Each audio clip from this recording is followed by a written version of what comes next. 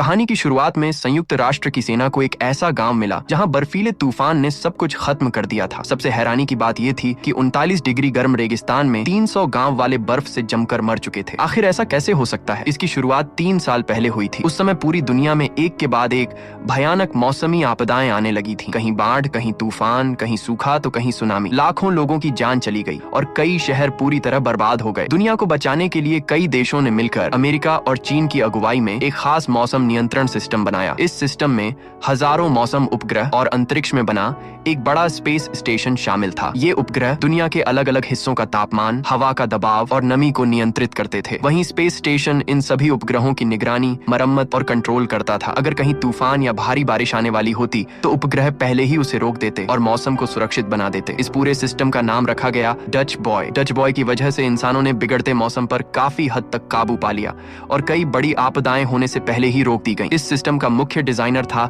Jack Lawson. उसी ने Dutch boy बनाया था और वही पूरे स्पेस स्टेशन का इंचार्ज भी था। लेकिन जैक का स्वभाव बहुत गुस्सैल था और वह नियमों से ज्यादा लोगों की जान बचाने को महत्व देता था। एक बार शंघाई पर आने वाले भयानक तूफान को रोकने के लिए उसने बिना किसी अनुमति के डच बॉय चालू कर दिया। उसके इस फैसले से लाखों लोगों की जान बच गई, लेकिन अमेरिका की सीनेट उसके खिलाफ हो गई। बाद में हुई सुनवाई में जैक ने माफी मांगने के बजाय नेताओं को ही खरी खरी सुना दी। उसने साफ कहा कि डच बॉय पूरी मानवता का है, किसी एक देश की ताकत या राजनीति का हथियार नहीं। लेकिन उसकी यही बात उस पर भारी पड़ गई। उसे उसके पद से हटा दिया गया। सबसे बड़ा झटका तब लगा जब उसे हटाने वाला कोई और नहीं बल्कि उसका छोटा भाई मैक्स था। मैक्स को डच बॉय का नया ग्राउंड कंट्रोल प्रमुख बना दिया गया। उसी दिन से दोनों भाइयों के रिश्ते पूरी तरह टूट गए। देखते ही देखते 3 साल बीत गए। देशों के बीच हुए समझौते के मुताबिक अब सिर्फ 3 महीने बाद अमेरिका को डच बॉय का कंट्रोल अंतरराष्ट्रीय प्रबंधन समिति को सौंपना था। लेकिन ठीक उसी समय अफगानिस्तान में एक अजीब घटना हो गई। सैकड़ों गांव वाले अचानक बर्फ में जमकर मर गए। जांच में पता चला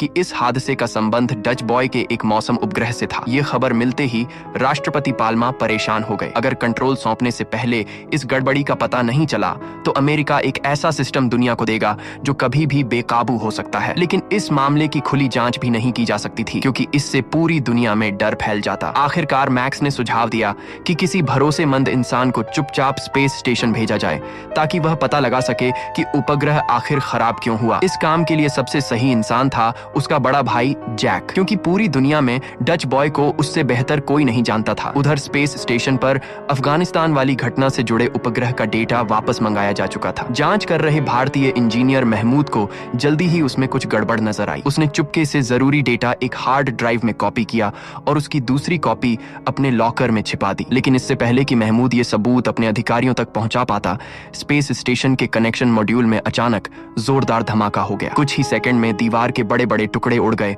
और तेज हवा के दबाव ने महमूद को सीधा अंतरिक्ष में खींच लिया। वहां मौजूद सभी लोगों को लगा कि यह सिर्फ एक हादसा था, लेकिन उन्हें नहीं पता था कि महमूद ने एक बड़ा राज जान लिया था और उसी की वजह से उसकी जान ले ली गई। उधर मैक्स जैक से मिलने उसके घर पहुंचा। जैक आज भी यही मानता था कि 3 साल पहले उसके भाई ने उससे उसका काम और उसकी पहचान छीन ली थी, इसलिए वह डच बॉय से जुड़ा कोई भी काम दोबारा नहीं करना चाहता था। लेकिन जब उसे पता चला कि अफगानिस्तान में 300 लोग बर्फ में जमकर मर गए हैं तो उसने अपना फैसला बदल लिया। चाहे उसे मैक्स से कितनी भी नफरत क्यों ना हो, लेकिन वह अपने ही बनाए सिस्टम को बेगुनाह लोगों की जान लेते नहीं देख सकता था। इसके बाद जैक स्पेस शटल में बैठकर स्पेस स्टेशन के लिए रवाना हो गया। इसी दौरान हांगकांग में भी कुछ अजीब होने लगा। डच बॉय के एशिया रीजन के मुख्य इंजीनियर जेंग लॉन्ग जब सैटेलाइट का डेटा चेक कर रहे थे तभी उन्हें पता चला कि उनका सिस्टम एक्सेस बंद कर दिया गया है। उन्होंने तुरंत मैक्स को फोन मिलाया, लेकिन टाइम जोन अलग होने की वजह से कॉल वॉइसमेल पर चली गई। इसलिए जेंग लॉन्ग कुछ देर के लिए ऑफिस से बाहर चले गए। लेकिन जब वह सामान खरीद कर वापस लौट रहे थे तभी उनके पैरों के नीचे सड़क अचानक फटने लगी। जमीन का तापमान तेजी से बढ़ रहा था। सड़क के नीचे बिछी गैस पाइपलाइन एक एक करके फटने लगी। जमीन के अंदर से आग की ऊंची ऊंची लपटें निकलने लगी। कुछ ही पलों में कई इमारतों के शीशे टूट गए। तेज गर्मी से इमारतें हिलने लगीं और फिर एक बड़ी बिल्डिंग गिर पड़ी जिसने पास की दूसरी इमारत को भी अपनी चपेट में ले लिया। देखते ही देखते पूरा शहर अफरा तफरी में बदल गया। झेंग लॉन्ग अपनी जान बचाने के लिए कार लेकर भागने लगे। उनके पीछे सड़क लगातार फट रही थी और हर तरफ धमाके हो रहे थे। आग की लपटें किसी राक्षस की तरह उनका पीछा कर रही थी। काफी मुश्किल से वह फ्लाईओवर पर चढ़े और उस खतरनाक इलाके से बाहर निकल पाए, लेकिन जब उन्होंने पीछे मुड़कर देखा तो पूरा इलाका मलबे में बदल चुका था। अब उन्हें पूरा यकीन हो गया कि डच बॉय में सिर्फ कोई छोटी मोटी खराबी नहीं आई है, कोई जानबूझकर मौसम वाले सैटेलाइट को शहरों पर हमला करने के लिए इस्तेमाल कर रहा है। इधर जैक भी स्पेस स्टेशन पहुंच चुका था। वहां उसका स्वागत जर्मनी की कमांडर उटे ने किया। उटे ने जैक की मुलाकात कोर टीम के बाकी सदस्यों से कराई। इनमें सुरक्षा अधिकारी डुसेट, सिस्टम एनालिस्ट डंकन और अलग अलग देशों के इंजीनियर और तकनीकी विशेषज्ञ शामिल थे। जैक ने जांच शुरू की तो उसे पता चला कि खराब हुए सैटेलाइट का पूरा लॉग किसी ने डिलीट कर दिया है। इसलिए टीम ने फैसला किया कि सैटेलाइट को वापस लाकर उसकी जांच की जाएगी। लेकिन जैसे ही रोबोटिक आर्म ने सैटेलाइट को पकड़कर खींचना शुरू किया, सिस्टम अचानक बेकाबू हो गया। रोबोटिक आर्म तेजी से इधर उधर झूलने लगा और उसने उसी सैटेलाइट को जोरदार टक्कर मार दी। कुछ ही सेकंड में सैटेलाइट पूरी तरह टूटकर कबाड़ बन गया और उसके अंदर मौजूद सारा डेटा हमेशा के लिए खत्म हो गया। जैक तुरंत समझ गया कि यह कोई साधारण तकनीकी खराबी नहीं है। कोई नहीं चाहता कि उन्हें असली सबूत मिले। दूसरी तरफ हांगकांग की तबाही से बचने के बाद जेंग लॉन्ग आखिरकार मैक्स से संपर्क कर पाए। उन्होंने बताया कि उनका और मैक्स दोनों का सिस्टम एक्सेस बंद कर दिया गया है। इसका मतलब साफ था कि कोई बहुत ताकतवर इंसान डच बॉय के मुख्य सिस्टम में घुस चुका है। अगर उसे जल्द नहीं रोका गया तो सारे मौसम वाले सैटेलाइट हथियार बन जाएंगे। फिर दुनिया के अलग अलग हिस्सों में आने वाली खतरनाक मौसम की घटनाएं एक दूसरे से जुड़ जाएंगी और आखिर में पूरी दुनिया को खत्म कर देने वाला एक भयानक ग्लोबल तूफान आ जाएगा। दूसरी तरफ मैक्स को जांच की रिपोर्ट खुद देने के लिए जेंग लॉन्ग तुरंत वॉशिंगटन जाने का फैसला करता है। लेकिन जैसे ही दोनों मिलने वाले होते हैं, एक कातिल अचानक जेंग लॉन्ग को सड़क पर धक्का दे देता है। जेंग लॉन्ग तेज रफ्तार गाड़ी से टकराकर दूर जा गिरता है। मैक्स तुरंत उसके पास दौड़ता है, लेकिन जेंग लॉन्ग इतनी बुरी तरह घायल हो चुका होता है कि ठीक से बोल भी नहीं पाता। मरने से पहले वह सिर्फ 2 शब्द कह पाता है, ज्यूस। उधर डुसेट जैक को एक बहुत अहम सुराग देता है। जब महमूद की मौत हुई थी तब धमाके में उड़ी एक दीवार का टुकड़ा अंतरिक्ष में नहीं गया था, बल्कि स्पेस स्टेशन के बाहर लगे कम्युनिकेशन स्ट्रक्चर में फंस गया था। हादसे का डेटा रिकॉर्ड करने वाली हार्ड ड्राइव शायद उसी टुकड़े के अंदर हो सकती है। सबूत हासिल करने के लिए जैक और यूटे स्पेस सूट पहनकर स्टेशन के बाहर जाते हैं। जैक उस टूटे हुए हिस्से तक पहुंच जाता है और उसके अंदर से हार्ड ड्राइव निकाल लेता है, लेकिन वापस लौटते समय उसके स्पेस सूट का थ्रस्टर अचानक बेकाबू हो जाता है। तेज रफ्तार उसे इधर उधर उछालने लगती है और वह अंतरिक्ष की गहराई की तरफ उड़ने लगता है। आखिरी पल में जैक स्टेशन के बाहर लगी एक केबल पकड़ लेता है और किसी तरह अपनी जान बचा लेता है। स्टेशन पर लौटने के बाद जैक किसी को नहीं बताता कि उसके पास हार्ड ड्राइव है। लगातार हो रहे हादसों से उसे समझ आ जाता है कि स्टेशन के अंदर कोई गद्दार मौजूद है। उठे के अलावा वह फिलहाल किसी पर भरोसा नहीं करता। दोनों चुपचाप हार्ड ड्राइव की जांच करते हैं। उन्हें पता चलता है कि महमूद की मौत कोई हादसा नहीं थी। कनेक्टिंग मॉड्यूल की दीवार खराब नहीं हुई थी, बल्कि उसे दूर से कंट्रोल करके जानबूझकर उड़ाया गया था। जैक के स्पेस सूट का थ्रस्टर भी किसी ने हैक करके कंट्रोल किया था, यानी दुश्मन शुरू से उन पर नजर रखे हुए था। इसके बाद जैक वीडियो कॉल पर मैक्स से बात करता है। उसे शक होता है कि उनकी बातचीत सुनी जा रही है, इसलिए वह सीधे कुछ नहीं कहता। वह बचपन में दोनों भाइयों के साथ मछली पकड़ने की एक कहानी सुनाने लगता है, लेकिन ऐसी कोई घटना कभी हुई ही नहीं थी। मैक्स तुरंत समझ जाता है कि उसका भाई उसे इशारों में कोई संदेश दे रहा है। कॉल खत्म होने के बाद मैक्स रिकॉर्डिंग लेकर कंप्यूटर एक्सपर्ट डाना के पास जाता है। डाना जैक के दिए हुए इशारे को समझ लेती है। असली संदेश यह था कि इस पूरे खेल के पीछे कोई ऐसा आदमी है जिसके पास बहुत ऊंचे लेवल की पहुंच है और वह शायद अमेरिकी सरकार के अंदर ही मौजूद है। वहीं जेंग लॉन्ग के आखिरी शब्द ज्यूस शायद इसी साजिश का नाम है। डाना जांच करती है और पता चलता है कि व्हाइट हाउस में सचमुच ज्यूस प्लान नाम की एक गुप्त फाइल मौजूद है, लेकिन वह फाइल एक अलग सर्वर में रखी गई है जिसे बाहर से हैक नहीं किया जा सकता। मजबूरी में मैक्स अपनी गर्लफ्रेंड सारा की मदद लेता है। सारा सीक्रेट सर्विस की एजेंट है और उसके पास व्हाइट हाउस के अंदर जाने की अनुमति है। सारा की मदद से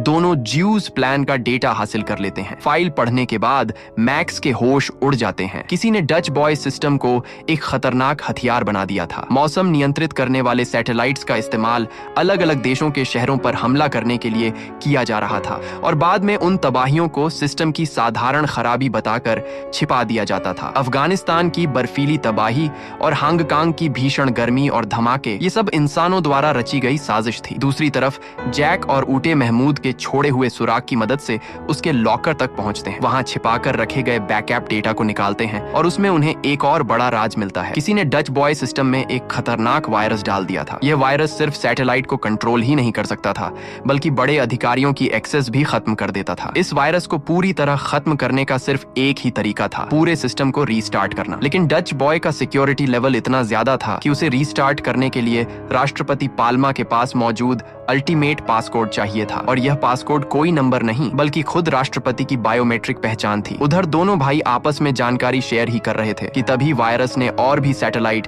अपने कंट्रोल में ले लिए। टोक्यो पर विशाल ओलों की बारिश होने लगी। अनगिनत गाड़ियां और इमारतें तबाह हो गईं। रियो डी जेनेरियो का समुद्र देखते ही देखते बर्फ बन गया। छुट्टियां मना रहे लोग भाग भी नहीं पाए और वहीं जम गए। धीरे धीरे और भी सैटेलाइट कंट्रोल से बाहर होने लगे। सिस्टम ने पूरी दुनिया के लिए काउंटडाउन शुरू कर दिया। अब सिर्फ 1.5 घंटा बचा था। उसके बाद सारी मौसमी तबाहियां एक साथ मिलकर पूरी दुनिया में ऐसी सुपरस्टॉर्म लाती जो पूरी धरती को बर्बाद कर देती। मुसीबत यहीं खत्म नहीं हुई। वायरस ने स्पेस स्टेशन का सेल्फ डिस्ट्रक्ट सिस्टम भी चालू कर दिया। पूरा स्टेशन एक एक करके धमाकों से उड़ने लगा। जैक ने तुरंत सभी कर्मचारियों को शटल में बैठकर निकलने का आदेश दिया, लेकिन वह खुद अंदर ही रुक गया क्योंकि उसे पता था कि वायरस अपलोड करने वाला गद्दार अभी भी स्टेशन में मौजूद है। जैक को शक था कि सिस्टम के बैकडोर तक पहुंच सिर्फ सिस्टम एनालिस्ट डंकन की ही हो सकती है। जब उसने डंकन से सवाल किया तो डंकन ने सब कुछ कबूल कर लिया। उसने पैसे लेकर डच बॉय में वायरस डाला था। सच सामने आते ही उसने पिस्तौल निकालकर जैक पर गोली चला दी। जैक तुरंत मशीनों के पीछे छिप गया और दोनों के बीच जबरदस्त लड़ाई शुरू हो गई। लड़ाई के दौरान डंकन की एक गोली खिड़की पर लगी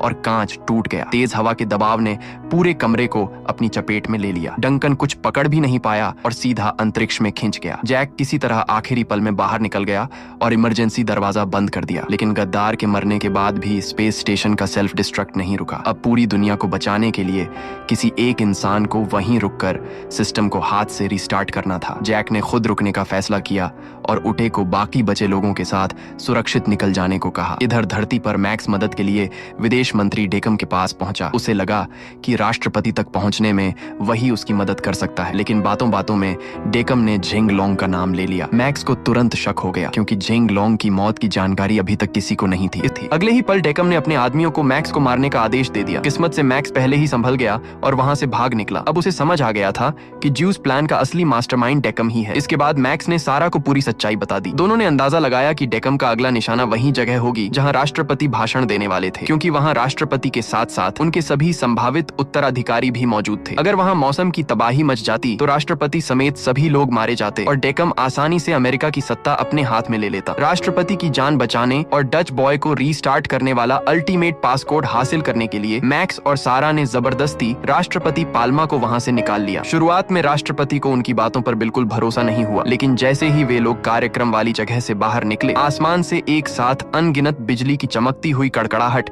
जमीन पर गिरने लगी। पूरा कार्यक्रम स्थल देखते ही देखते भयंकर बिजली के तूफान की चपेट में आ गया। कुछ ही पलों में जोरदार धमाकों के साथ सब कुछ मलबे में बदल गया। ये सब अपनी आंखों से देखने के बाद राष्ट्रपति को आखिरकार मैक्स की बात पर भरोसा हो गया। इसके बाद तीनों तुरंत सैटेलाइट कंट्रोल सेंटर की ओर निकल पड़े ताकि अल्टीमेट पासकोड अपलोड किया जा सके। लेकिन डेकम पहले से ही रास्ते में अपने लोगों के साथ घात लगाकर बैठा था। उसने तो उन्हें कार समेत उड़ाने के लिए रॉकेट लॉन्चर तक तैयार कर रखा था, लेकिन सारा ने पहले ही उसकी चाल समझ ली। उसने जानबूझकर एक बिना ड्राइवर वाली कार आगे भेज दी। डेकम उसी को असली गाड़ी समझ बैठा और रॉकेट दागकर उसे उड़ा दिया। तभी सारा पीछे से आई और डेकम को वहीं पकड़ लिया। गिरफ्तार होने के बाद डेकम ने अपना पूरा प्लान बता दिया। उसका इरादा डच बॉय सिस्टम का इस्तेमाल करके उन सभी देशों को खत्म करना था जिन्हें वह अमेरिका के लिए खतरा मानता था। इसके बाद वह राष्ट्रपति और उनके सभी उत्तराधिकारियों को मरवाकर खुद अमेरिका का नया राष्ट्रपति बनना चाहता था। उसका सपना था कि दुनिया फिर से उस दौर में लौट जाए जहां हर चीज पर सिर्फ अमेरिका का राज हो। उसकी ये पागलपन भरी बातें सुनकर मैक्स का गुस्सा फूट पड़ा और उसने एक जोरदार मुक्का मारकर डेकम को गिरा दिया। लेकिन उसी समय पूरी दुनिया में तबाही लगातार बढ़ती जा रही थी। मुंबई में भयानक बवंडर आ चुका था। मॉस्को की बर्फ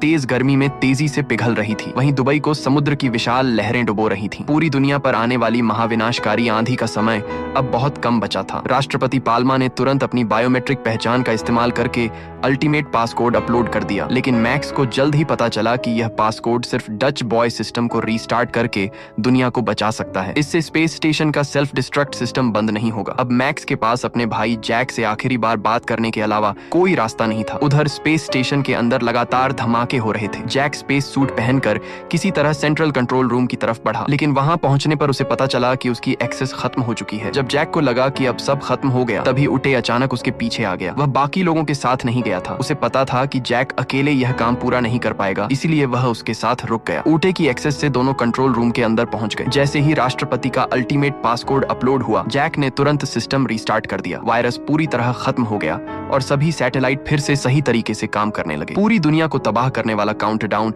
आखिरी पल में रुक गया, लेकिन तब तक स्पेस स्टेशन का सेल्फ डिस्ट्रक्ट रुक नहीं सकता था। जैक और ऊटे धमाकों के बीच से भागते हुए बाहर निकलने का रास्ता ढूंढने लगे। तभी उन्हें एक रिजर्व सैटेलाइट दिखाई दिया, जिसे अभी तक लॉन्च नहीं किया गया था। दोनों तुरंत उसके अंदर घुस गए और उसका इंजन चालू कर दिया। स्पेस स्टेशन के पूरी तरह फटने से ठीक पहले वे वहां से निकल गए। अगले ही पल पूरा स्पेस स्टेशन जोरदार धमाके के साथ उड़ गया और उसके टुकड़े पूरे अंतरिक्ष में फैल गए। लेकिन जैक और ऊटे जिस सैटेलाइट में थे, वह भी धमाके की वजह से कंट्रोल खो बैठा और सीधे पृथ्वी की तरफ गिरने लगा। आखिरी मौके पर जैक ने सैटेलाइट के इंजन की चमक से पास से गुजर रहे स्पेस शटल को मदद का संकेत भेजा। पृथ्वी की ओर लौट रहे अंतरिक्ष यात्रियों ने वह संकेत देख लिया और तुरंत अपना रास्ता बदलकर उनकी तरफ पहुंच गए। आखिरकार सैटेलाइट के पृथ्वी के वायुमंडल में गिरने से पहले ही जैक और ऊटे को सुरक्षित बचा लिया गया। अपने बड़े भाई को सही सलामत लौटते देखकर मैक्स खुद को रोक नहीं पाया और उसने जैक को गले लगा लिया। इस भयानक हादसे के बाद दोनों भाइयों के बीच कई सालों से चली आ रही दूरियां हमेशा के लिए खत्म हो गईं। 6 महीने बाद एक नया स्पेस मॉनिटरिंग स्टेशन बनाया गया। अब डच बॉय किसी एक देश के कंट्रोल में नहीं था, बल्कि उसे आधिकारिक तौर पर